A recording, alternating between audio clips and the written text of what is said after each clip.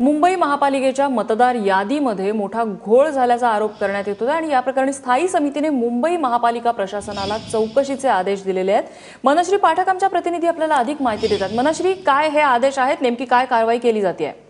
नम्रता, ज्या दिवशी मतदान होतं त्या दिवशी देखील एबीपी माझाने ही बातमी दाखवली होती की जवळपास 11 लाख मतदारांची नावं ही मतदार यादीतून गायब आहेत।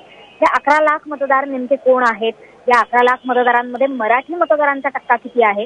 हे प्रश्न आता पुढे येत आहेत आणि याचेच पडसाद आज स्थायी समितीत सुद्धा उमटताना आपल्याला बघायला मिळाले। भाजपचे दिलीप पटेल यांनी हरकतीचा मुद्दा घेऊन हा प्रश्न उपस्थित केला होता।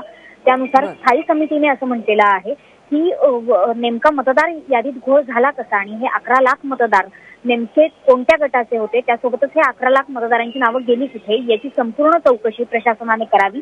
मुंबई महापालिका प्रशासनाने ही चौकशी करून पुढच्या स्थायी समितीपर्यंत या चौकशीचा अहवाल देखील स्थायी समितीपुढे सादर करावा असे आदेश आता स्थायी समितीने दिलेले आहेत। स्थायी समितीमध्येच आपल्याला शिवसेना आणि भाजप हे पुन्हा एकदा आमने सामने सुद्धा बघायला मिळाले।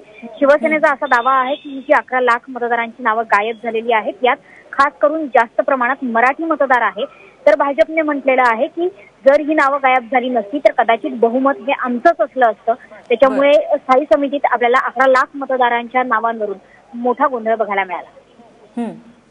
मनश्री, अपडेट्स घेत राहू। तुर्तास धन्यवाद या माहितीबद्दल।